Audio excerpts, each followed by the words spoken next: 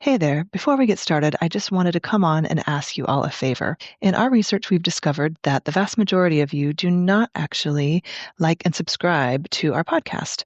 And so, if I could ask you to do so, I won't ask you for anything else. And I promise to make this podcast the best I can every day. Me and the team really strive to do that for you. And so, if you could do this for us, we would be eternally grateful. Thank you so much. Hi, I'm Mickelle Weber, founder and auteur of House of Peregrine. Expat, immigrant, pioneer, none of these were a fit, but Peregrine describes what we are all about perfectly. Those that craft their life story with intention. I've spent the last 6 years in awe of the life-changing connections and stories I have experienced while living abroad, and believe it is time for this adventure to be recognized, celebrated, and elevated to the life stage that it is. Through these interviews, I hope to connect those living internationally more deeply to both the place they are living and with themselves and those around them. We cover everything from international finances and meaning-making to global parenting and relationships to make your time abroad more intentional, edifying, and full of beauty. Find us at houseofperegrine.com, where you can find more ways to connect with the ethos of Peregrine. I hope you enjoy today's guest. Let's get started. Today I'm sharing a conversation with comedian Derek Mitchel of Double Dutch. His work brilliantly captures the hilarity and the heartache of life between cultures. In this clip, Derek and I dig into the layers of life abroad, code switching, cultural values, and the identity shifts that are inevitable when you move to a new country. What I love most about Derek is he makes us laugh. It also gives us language for the subtle and sometimes tender truths about living abroad. This episode also aired right after Derek appeared on the Amsterdam episode of Ted Lasso, and we made a guide for you with all of the locations from that episode, including the one Derek was in. You can check it out at houseofperegrine.com in our guides section, or it'll be in the transcript of this episode. I hope you enjoy. What did you think about the overall premise and the character? I identify with Ted a lot, feeling stupid, feeling like you're out of place. Yeah. Tell me your reaction to the show now that you've watched it. I love it. I think it's so brilliant, and I think it's totally understandable why like the world loves it. I mean, people, just like the messages I've gotten from people, and especially my family, my like Midwestern family. I think it has like at its core this belief in goodness and the good in people, and a belief in the way that people can surprise you very positively. And I think it's like hopeful, and that coming at a time when a lot in the world doesn't feel very hopeful. I think anybody can get behind a story about a person who, relies on optimism and relies on hidden gifts and faith. I think those are powerful lessons, and those are really, really key skills that people like us who move to a new country depend on. Because the prospect of success and finding community again is in some ways like kind of unlikely, I think, depending on who you are and your circumstances. And you have to be hopeful. You have to be optimistic. And Ted Lasso is also an Amsterdam story, actually. I don't know if people know this, that Jason Sudeikis and Brendan Hunt started, their first real job was at Boom Chicago in Amsterdam. And I worked there, actually, as a bartender. I wasn't in the cast. But those were some of the best years of my life. And Pep and Saskia and Andrew, who still own it and run it and founded it, have facilitated some of the biggest contributions to comedy in America and in the world. I mean, Seth Meyers is an alum from there. Jordan Peele is an alum from there. I mean, it's crazy how much talent has come out of that little theater in Amsterdam. Yeah, I actually didn't realize that, but it doesn't surprise me at all, because I think this place has a unique way of letting you be yourself, letting you try things, as long as yourself isn't too much. Yeah. No, but I do think I think everyone who lives here or has lived here knows it has a special place. Okay, so when I watched Ted Lasso again, that episode after I saw you, and I thought it reminded me of your story a little bit, and yeah, like how you felt about coming here and what you've done since. I think it's really beautiful. My favorite part is they use the device of tea to show how like Southern states, Midwestern people are just like never going to be open to some things. And every culture has that, right? But it's a really good device to show like there's just some things that cannot be acquired. Like tastes that will not be acquired. So yeah, I want to know, tell me, when I watch your videos, I really wonder, well, first of all, I wonder like how your Dutchy friends are watching them. Do they think they're funny? Like your partner is Dutch. Like, is he like, you have it wrong? Or is he normally like, no, fair? I think he thinks it's right. A lot of the ideas I get come from like conversations we've had or disagreements we've had. Your fights are playing out on screen. Yeah. I think a lot of the Dutch people that, you know, have said anything to me about those videos speak positively about them, feel like they're balanced and fair, which are two of the most important values in the Dutch social economy. So yeah. Is that what you've learned? Is that's like a big value? And how does that play out, do you think? Yeah, I think I mean, in Dutch the word honest is the same as fair. Like there are not two words for those ideas. It's the same word. And I remember a past relationship I had where I was really like forcing my ex to speak Dutch with me, which probably put strain on our relationship actually, because my Dutch was really bad. When he would be like, "That's not honest," I would be like, "Why are you saying that? Like, it is. I'm not lying." And he meant it's not fair, and I didn't know the difference. Yeah, because that could be potentially like triggering for even Americans, right? Like you're not being honest. Yeah, exactly. Yeah. But I think I have like adopted those values, not in a, I think it seeps in. I think when you spend time anywhere, you adapt, humans adapt. And so I do value those things probably more highly than I would have.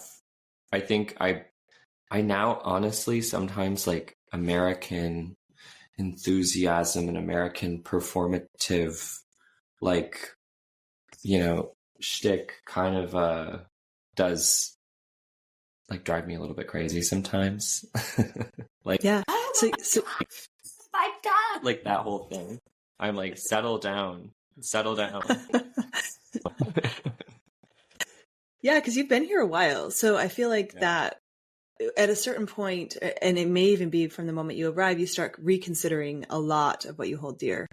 And it sounds like you've definitely gone through that process, because it's either you kind of stay in your own bubble and like experience the city from arm's distance or wherever you are at arm's length, or you start holding everything up to the light, right? Like, what do I think about this? What do I think about this? And it sounds like you've really done that process and let it change you quite a bit, which I think is actually really beautiful and terrifying experience, especially when the people that you grew up with or the people you love start seeing these changes in you. It makes them feel really uncomfortable. Have you had that experience, or how is your family with you living? I mean, now it's that you just live here now, right? So they don't wish for you to come back. Yeah.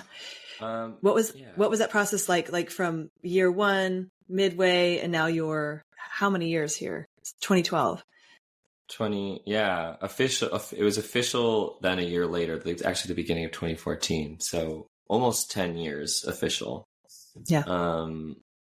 Yeah. I mean, my family's amazing. My family's so supportive. My mom is a wonderful, extraordinary person, and she's always been very supportive about those choices. And I think she also knew actually that that I had something in me from a really young age that meant I was probably going to go do things and be in faraway places and stuff.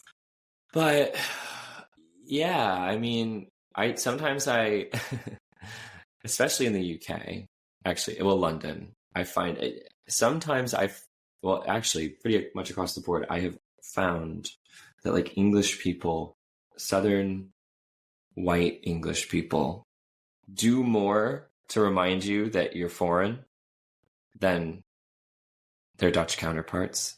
I think that multiculturalism and people coming and going and being from all over is actually coded in like the Low Countries as like a value too. You know, it's because it's the history of the place. It's like its history is like mercantilism and people coming from all over and lots of different languages colliding and stuff. And Great Britain's an island.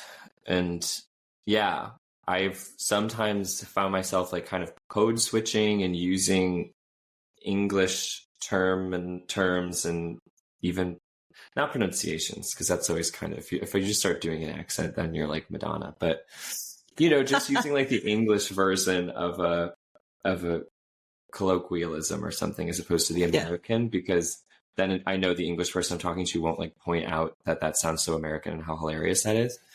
But sometimes when I do that, sometimes when I accidentally use an English saying with my mom, I can see in her eyes like, oh my God, who are you? What's happening to you? And so that's another way that you kind of feel always like a pinball, you know, in a machine, just like colliding between different bumpers. Yeah. Hey, you did a pretty good job of defining it, but define code switching, if you could, for our listeners. Yeah. So sociolinguistically, code switching is when you adapt your manner of speaking. So like the diction, the vocabulary you're using, the grammar you're using, kind of you start or stop using elements from other languages, your accent, the way that you're, you know, pronouncing things.